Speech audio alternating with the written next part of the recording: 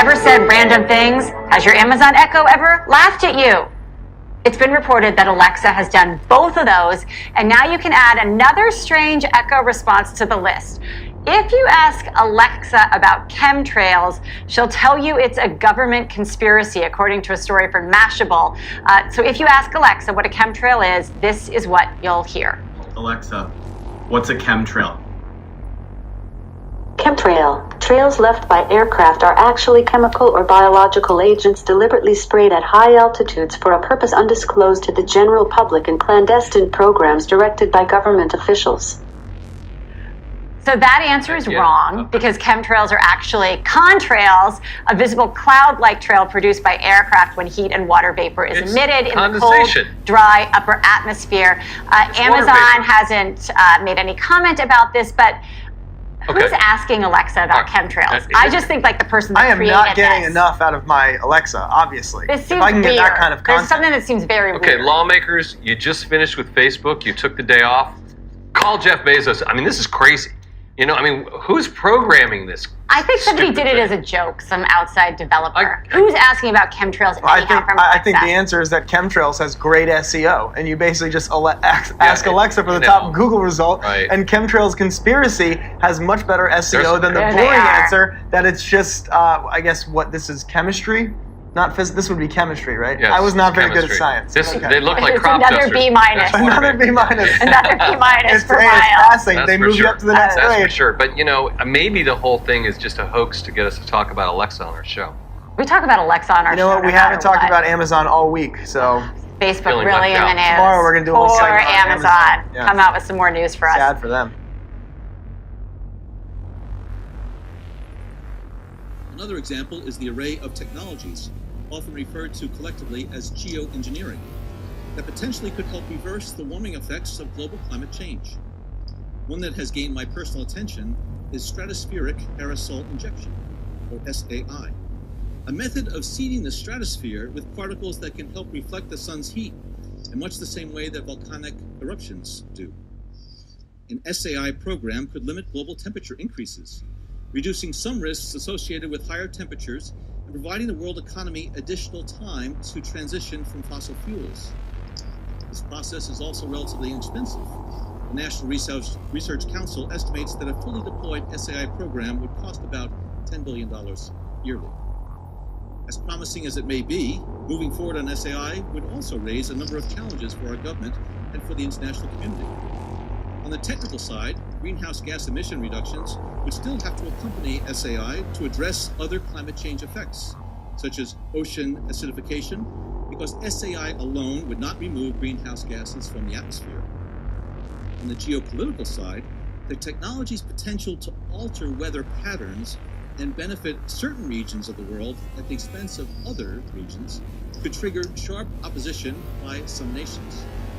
Others might seize on SAI's benefits and back away from their commitment to carbon dioxide reductions.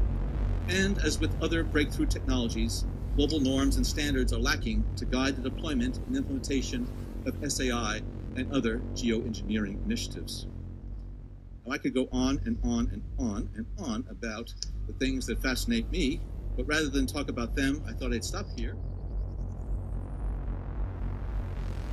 About this a few years ago was extremely dangerous. Now that we have YouTube and more social networking devices, such as even Rupert's MySpace, this is really getting out in such a way that they can't control it. They must just be really, excuse the expression, shitting themselves over this, because they can't control people now talking about the elephant in the room, but it's so obvious to all of us.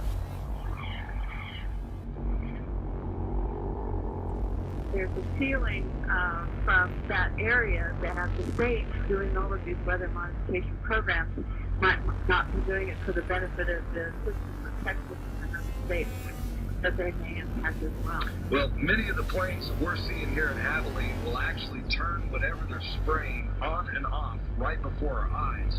I mean, you'll see a plane up there flying like normal, turn whatever they're spraying on and off right before our eyes. I mean, you'll see a plane up there flying like normal, and then all of a sudden it starts spraying. We've seen them fly off into the distance and then loop around and fly back again. These are not your typical planes with a preordained path destination from city to city. Someone needs to explain to me why do they stop traveling in one particular direction and then loop around and come back again. They perform this behavior so many times that we start seeing the tic-tac-toe grids in the sky. We're witnessing the giant X's. And I mean, Rosalind, when you and I grew up, these contrails naturally dissipated in a few seconds or perhaps a minute max. But these things expand, they grow bigger, and before you know it, the entire sky is overcast. That's correct. Why do they want to keep this quiet? Why aren't they talking about this? Why don't they want us talking about it? And you can only come to the conclusion that they're hiding something. Now, do you believe that this is a full-scale secret operation that includes not only the U.S., but Europe and the rest of the world?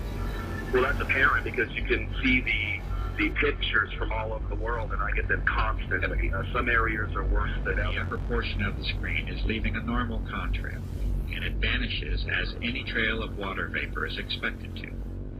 But beneath it, you see an aircraft emission that is stationary, thick, continuous, and persistent, and it must eventually be concluded that it is not primarily water vapor.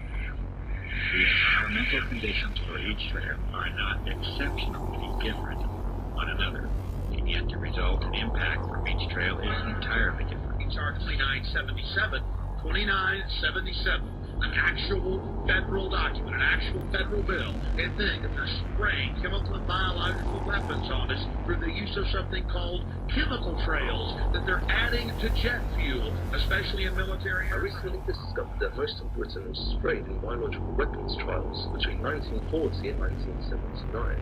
Are the chemtrails being sprayed over Britain at the moment a continuation of these experiments? Or are they part of the New World Order's population reduction plan, as they are now being reported all over the planet? Chemtrails.